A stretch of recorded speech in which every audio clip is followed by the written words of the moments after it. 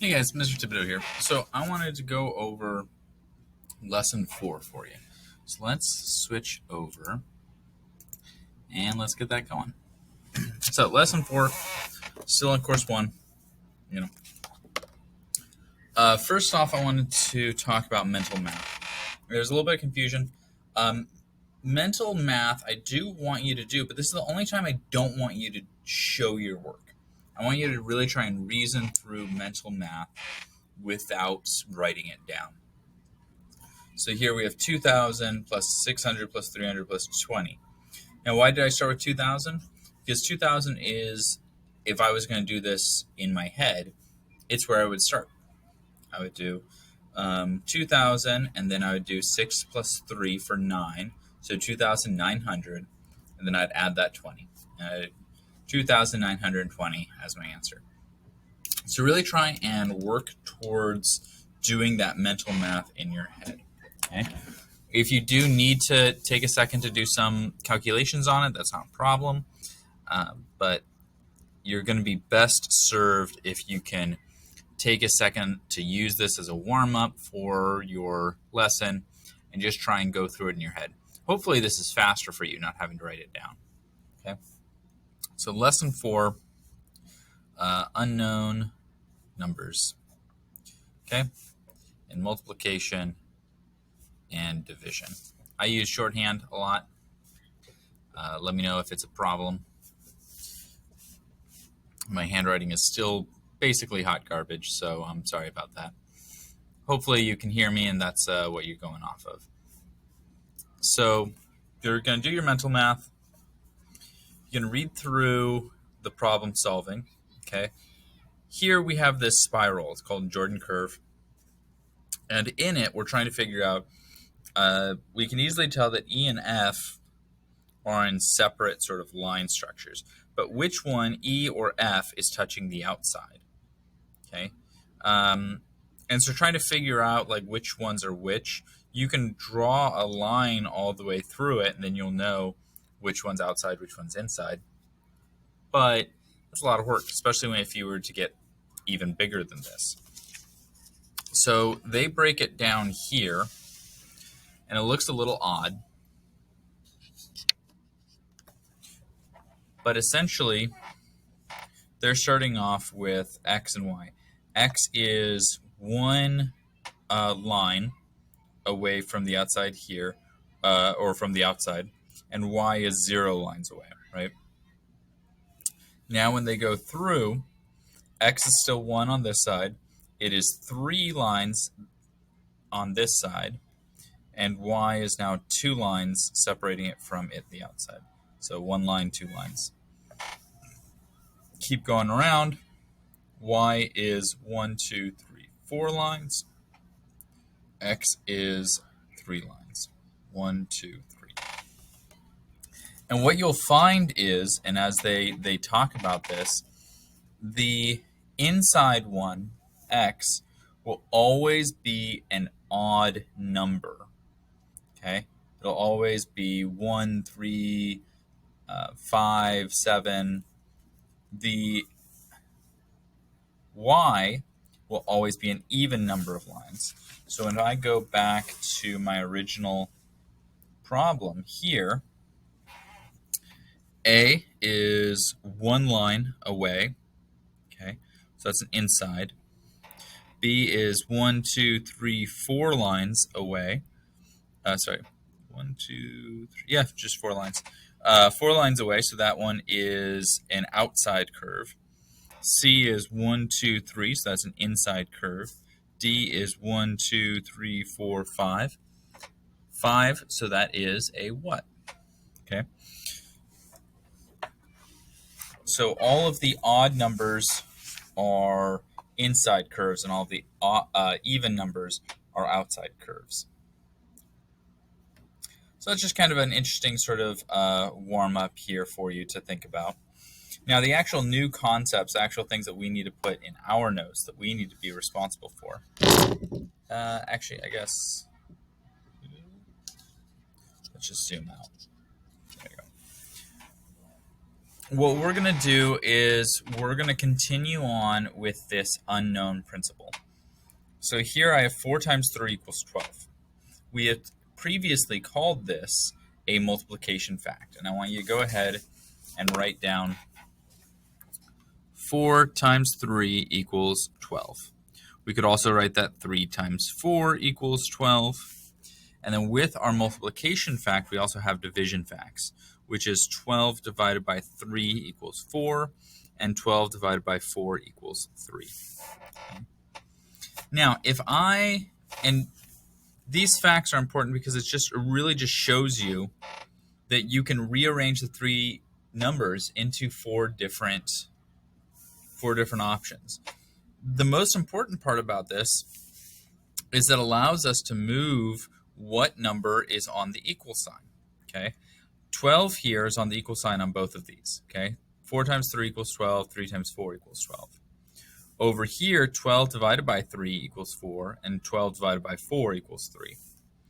Okay, now what if I didn't know one of these? What if I had 4 times x equals 12? Now, looking at all of my stuff above, I still know that x has to be 3, right? There's no other option it could be. It has to be 3. It's the only number that makes sense. Well, let's go ahead and prove that. And the way we're going to prove that is anytime you have a variable like this, anytime you have an equation like this, the only way you can solve it is when you have a single variable and an equal sign. Now, the single variable stuff doesn't matter right now because we're not going to complicate our math to have multiple variables just yet. So we only have the 1x. Great. Let's also change our multiplication sign to a dot so it's less confusing. So 4 times x equals 12. Well, the only way to easily solve this is to have it end up as x equals. Okay, something equals x. That way I can solve the problem and figure out exactly what x is. Well, because of my multiplication facts here, I know that I can move x over to this side. Okay, 4 times 3 equals 12. Or I could do 12 divided by 4 equals 3. So what we're going to do is we're going to do 12 divided by 4 equals x. And maybe that doesn't make sense just yet. So let me rewrite this a different way. Let me do a times b equals c. Okay. Now my multiplication facts tell me that b times a equals c.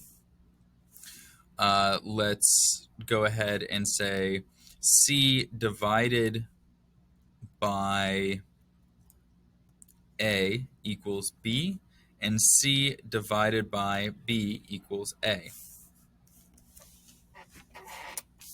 Now let's say that I know the answer. I know that b equals 2,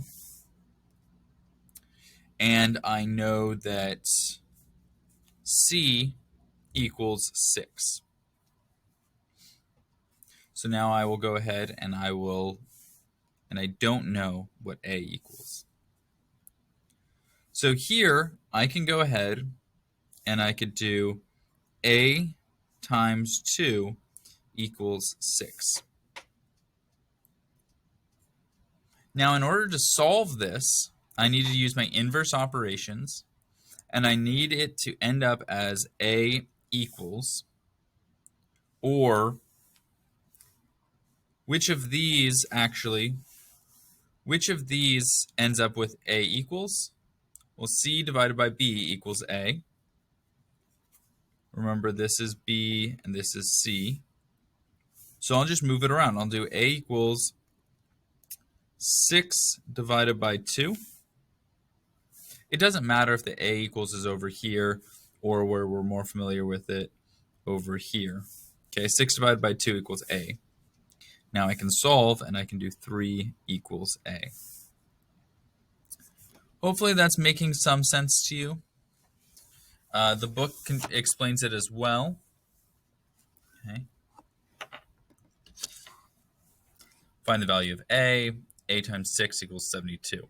So we're going to do the inverse operations, much like we did with the other ones. We're going to flip it around. Instead, we're going to do the two things we know.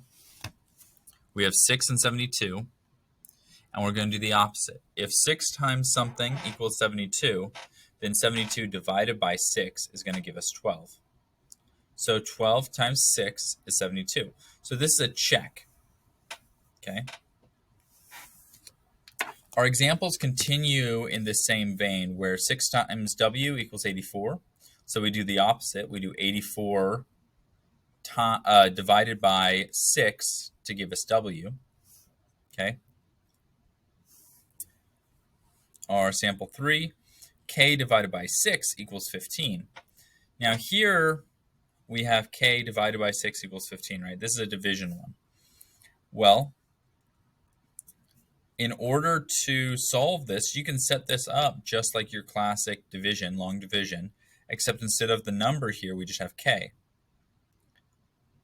In order to solve it, we do 15 times 6, and that gives us our answer. Okay. Again, same thing here. I want you to do the whole practice set, and then the written practice for today. It's mostly review, the first part. The written practice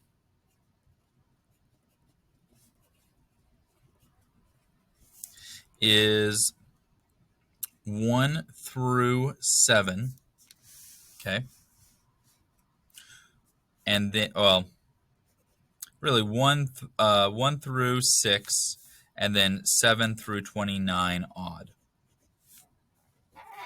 Okay. So 1, 2, 3, 4, 5, and 6. And then 7, 9, 11, 13, so on. Okay? So that's the work I want you guys to do today. Let me know if you have any questions. Let me know how this format is helping you. I gave a little bit different instructions than the book did. I don't know if that was more helpful or at least less helpful for you. So let me know. Have a good one, guys.